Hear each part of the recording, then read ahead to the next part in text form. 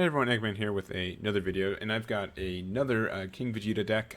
This is kind of like the opposite of the one I released yesterday, which was a more aggro-based deck, and this is more of a control-based deck. So, which is more of my kind of my strategy and my playstyle. And yeah, I think this is a really flexible deck. And once again, the main idea is that, oh, you have the secret rare. What can I really put it in?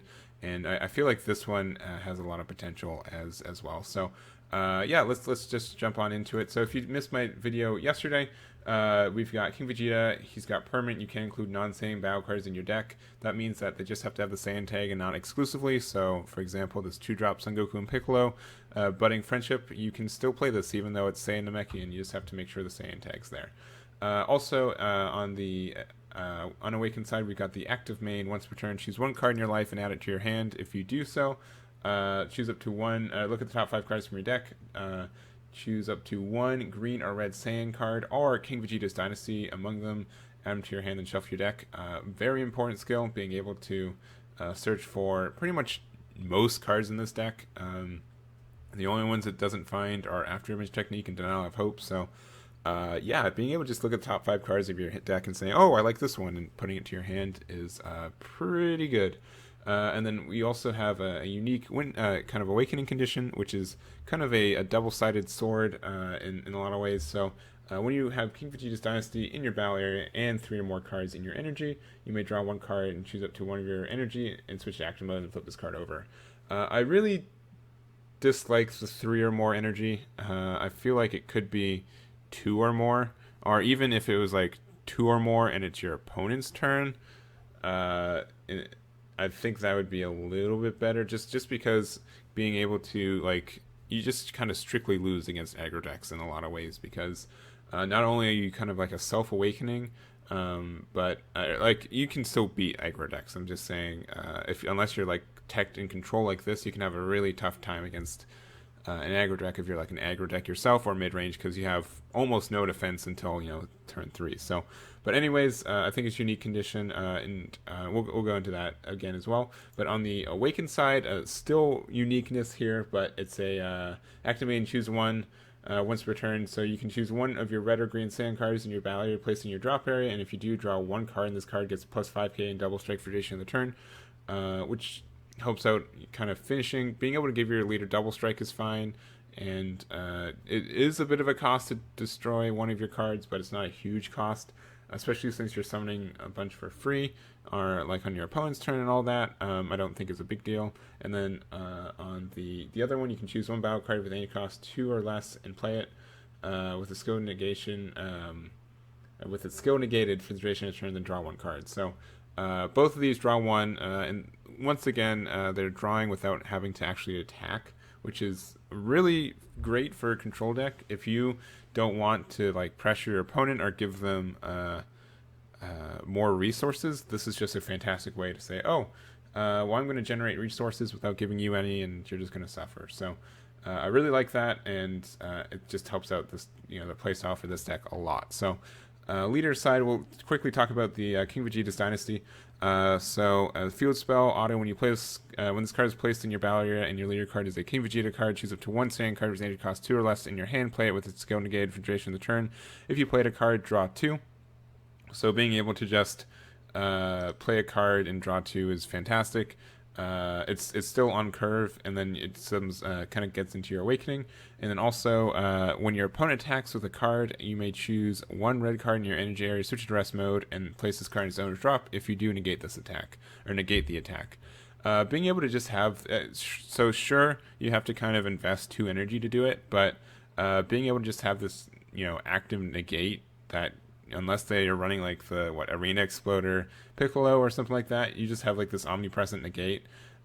Feels fantastic. It can be also like a counter to like the Kaioken stuff, because even if they swing, this is still like a negate that happens, and they can't get it out of your hand. So that just feels good, and I think it's a great negate as well. So just kind of facilitates a control strategy. So let's next look at the rest of our multicolor cards. So we also have Broly Demonic Origins, just because for running anything multicolored, this card just makes a lot of sense. You know, it being red-green, and also it ignores the energy exhaust if if you've got something that's already multicolor in there, so that's good. And then also we have Son Goku and Piccolo, Budding Friendship. I was kind of deciding if I wanted this card or if I wanted this to be the Vegeta arrival card, and I just feel like this one is the better one. It has some synergy with the rest of the cards in this deck, and can actually be pretty aggressive as well and just generate a lot of value. So like this card as well, and yeah. So from there, let's look at the kind of like the main engine of this, and it really is just this Vegeta the Cruel and Max Speed Kaioken Son Goku. They pretty much made these to synergize with the leader. Like this isn't a coincidence that both of these are Saiyan. One's red, one's green, and they're both counterplays with this red-green archetype. So just a lot of value for it. Being able to so both of them counterplay, and that if a multicolor card is in your energy, reduce the energy cost of this card in your hand by 1. So that's all real good. And then also when you play for the Mach Speed Kaioken Son Goku, when you play this card, choose up to one of your opponent's battle cards. It gets minus 10k power for duration of the turn. Then if it's your opponent's turn, choose up to one of your opponent's battle cards. It gets minus 5k power for duration of the turn. So being able to destroy up to 2 of your opponent's cards, or minus 15k to one of your opponent's cards, has a lot of flexibility. I feel like it should have been minus 10k, and then choose up to one of your opponent's battle cards. If it's your opponent's turn, and you get another minus 10k, just because I don't feel like being able to destroy something with 20k or less is like a rough condition. I really feel like they did this. They originally would have done like a minus 20k, but they couldn't figure out like a better way to make what an effect would be on your opponent's turn, and giving this like the first one probably minus 15k was probably a little bit too over spec. So I think this one's a little under spec, but it can still do a lot of stuff. It's a fantastic card still. But then there's also Vegeta the Cruel, which is arguably the best one of them all. When you play this card during your opponent's turn, choose up to one of your opponent's battle cards with any cost of 4 or less and KO it, and then your opponent chooses one card in their hand and sends it to their warp. This is just fantastic. Being able to just destroy something, and even if it's just using 2 energy to destroy something of their 2 energy, you still get something on the board. They wasted energy, and they also waste a card in hand. So just a lot of value there. Especially like being able, just the idea of being able to counter 3 energy with 2 energy, just makes a lot of sense. And you still get to play this card, and it's still on the field. It can be combo material afterwards and all that. Just a fantastic card. And once again, we're lucky that both these are Saiyans and all that. So you can just if you don't have one of these in your hand by turn 2, then you're just like the unluckiest person I know, because it has to be so easy to find them with everything going on, and I can't imagine you not doing that. So there's that, and then next up we've got let's just go through the rest of the cards. So we've got 4 of these Tenacious Spirit Son Gohan. Auto when you play this card, or actually, we'll do that. So auto when you play this card, draw 1. Active main, once per turn you can use 2 green. This card gets plus 15k power and critical for duration of the turn. So all that feels good. And it's also Gohan, so if you play this for free with your leader, you can play this for free and then play this for 2, and then you can get its effect to have a 15k crit and also draw 2 cards. So just the fact that you use 2 cards to draw 2 cards is fantastic. Like, there's a lot of cycle in this deck. There in no way should you not find the cards you're looking for. Next up, we're looking at Broly, Dawn of Rampage. This really helps us find our secret rare, which is our win condition a lot of times. Not that we should have a big issue anyways, but just a little bit of cycle with this. So we need a little bit more green. Just felt like it was a good card, and I added it. So we've got 4, 8, 9 targets, not including itself, so technically up to 10 at any time. I think we can find cards pretty easily, and it just helps out a lot. Next up, we've got Rushing Warrior Pan. So when you play this card, choose up to one of your red leader cards or red battle cards. It gains plus 5k power for the duration of the turn, which is alright. But when you combo with this card from the battle area, draw 1. So this is a really good candidate for either the any of the summon skillless abilities, just because you're able to get an effect on your opponent's turn. Sure, they can blow this up and then you don't get the draw, but it still makes your opponent target this card. Something that you played for free, and then if they don't blow it up, then you have a 5k and a draw 1. So a lot of value there, and just a great defensive card. Also, we've got Raditz the Oppressor. When this card is played, draw 1 card, and then when your opponent switches energy to active mode using non-awakened skills during their turn, choose up to one of your opponent's energy and place it in your owner's drop. So this also helps out a lot of stuff, and sure, you quote-unquote lose out on the card draw when you play this for free, but you still get to draw with leader ability, so you just play this without having to spend any energy, which feels good. And then this is only active on your opponent's turn anyways, and then just can be really annoying for that. So love this card. It's just great. So next up we've got Super Saiyan Broly Unforeseen Force. I think this card is fantastic in so many ways, especially in this deck, and just multicolor cards with how it can cycle out dead cards from your hand. When you play this card from your hand, activate the skill at the end of this turn. If there is a card that is both red and green in your energy, draw 2 cards, choose 1 card in your hand and place it in your in your drop area. Then choose any number of your opponent's battle cards with an energy cost a total energy cost of 3 or less and KO them. So, being able to just KO a bunch of stuff, like something that I see a lot of people do is that, I'm going to play just a bunch of 1-drops because I'm afraid of what my opponent is going to do.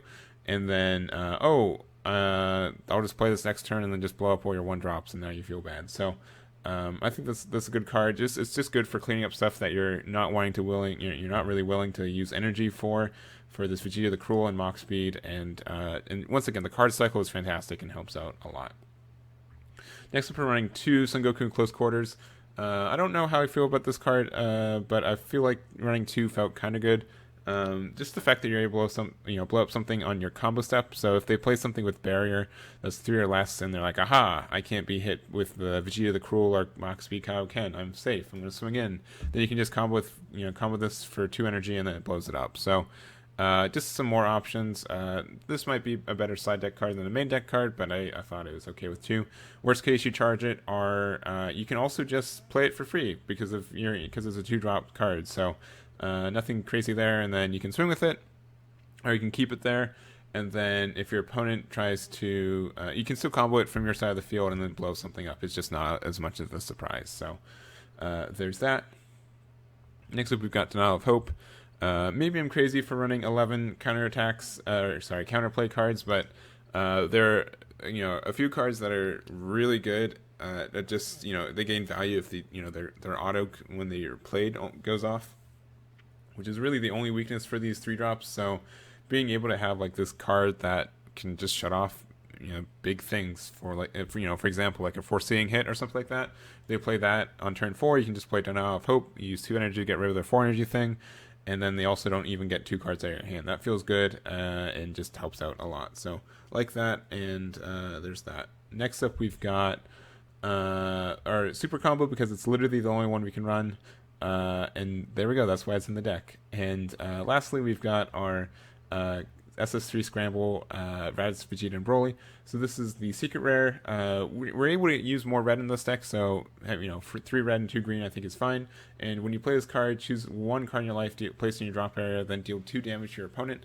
When your opponent combos with a battle card with an energy cost of 2 or less, choose up to 1 card in your opponent's combo area and place it in their owner's drop. This is not a once per turn ability, so you're able to just make it say, oh, your opponent can't combo with 2, energy cost 2 or less, because which I think they should have done, honestly, but that's I guess why they didn't, because it just, like, the way that this is worded, it can only be worse for your opponent, because if they combo, like, it only makes it harder for your opponent to combo, because if they if they do a 10k combo and then they combo with a 5k something, they can say, oh, on that 5k I'm going to just choose the 10k combo, and then they just blew it up for free. So just counterplay like that. But this is a fantastic finisher, and what I really like about this leader is that I feel like it has control aspects, it has hand advantage aspects, and just consistency. We can consistently awaken ourselves as much as we need, up down, unless this is like the last card in our energy, in our life, then that's a bad thing. And also, unless we're doing stuff like, unless we awaken early and then it's like in the bottom 4, it can be kind of tricky. So maybe there could be some more self-awakening in this deck, like another one of the 1-drop Gohans, like the ability Unleashed Gohan. No, that's not what it is. The you know what I mean, the 1-drop Gohan that is 15k crit. That one, I forgot its name. I think maybe it's ability Unleashed. Let's find out. Let's see how much of a silly head I am today. One drop. Green. By popularity. Descending. Newfound power. There we go. Found it. Alright. So you can add some of those into this deck because, being able to pressure your opponent with crit is, still really good. And we just want hand advantage and just make it so your opponent can't play this game. But yeah, that's what we do. And so kind of like the flow for how this deck works is that turn 1, you charge a multicolor card. We've got 13, so I expect you to find one. Don't be afraid to charge one of these. I think having 3 in deck is fine. So if you just charge your first one you see, you're probably going to find another one. Not, Eggman, not guarantee, but pretty guarantee. And then turn 2, you just charge usually another red card, but does not have to be red if you're not having Denial of Hope in hand. And then you just you still use your effect to search cards, and then you pass with 2 energy open. That just means you have a lot of plays that you can do. Pretty much any of these 4 cards, which are really convenient. They're all right next to each other by cost. But then there's that, and then on turn 3, you play King Vegeta's Dynasty. Play something, and then you awaken, so you untap 1, so you're still finishing the turn with 2 energy untapped, and then you've got your awakened leader, and some card on the field, perhaps any of these 1-drops. It's alright if these get destroyed in some sense, just because it still means your opponent has to put energy into destroying your cards that you spent no energy getting out, so there's that. Turn 4, you can play up to 2 energy of stuff, so you can do the Tenacious Son Gohan for free out of your hand, and then you can play this for 2 energy, and then the swing, and so you've got 15k crit and drawing 2 more cards, so that helps out a lot. You can also just play Super Saiyan Broly Unforeseen Force if they kind of swarmed the field last turn with a bunch of 1 and 2 drops that you didn't want to deal with individually. That's really it. Unless you can also make them discard a card if you want. I don't recommend it, but that's something there. You can even just pass with 4 energy up because you've got all these cards. So that's something you can do. And then turn 5 is when you can start looking at playing the secret rare to end the game. If you're not sure about going off on turn 5, it's totally fine waiting until turn 6. Just because once you summon the secret rare, you've lost pretty much all of your defensive capabilities because your defense, depends on you having energy up. So just be very wary about that happening. So if you're not confident, just wait another turn, put more pressure on, and then go off next turn. So after that, looking at all the cards, so pretty much you can if your opponent's at 4 or less life. That's, I feel like, a really good way to start swinging in. So especially since our King Vegeta can give itself double strike. So what I'd say is the ideal turn is that you play him. You use his effect to give him double strike, and then you swing in, and your opponent has 4, ideally 4 life or less, and then super ideally they're at 2 life, and you just play your your secret rare. But so you combo everything in hand. Make sure you have at least 1 red and 1 green card that you combo with. That's essential, and sometimes I miss that. And then after that, you use this arrival, and then it has its ability where your opponent is stifled for their combos, and you've got them down to 2 life, and they have to combo out of it. Ideally, you can also do this when they're at 3 life, same kind of thing. But I would say, because you can do it with. You can swing with this, and then if they are able to combo out of it, you still have this big 8-drop 40k you can swing with. So I feel like, you have 3 life, you combo with this, use a rival, get them down to 1 life, and then they combo their hand, survive, and then you can just swing with Secret Rare again, or Secret Rare for the first time. It's a big 40k. So a lot of options there, and I just think this can be a really contending for a great kind of anti-meta control deck, which is really just the style I like. But yeah, that should be it. I probably rambled a little bit too much, but there's just a lot of information to unpack, and I really do like this deck and just all this red and green stuff in general, if you haven't really noticed. So that's going to be it for me. Thank you guys so much for watching. Let me know what you think about this deck, and I'll catch you all next time.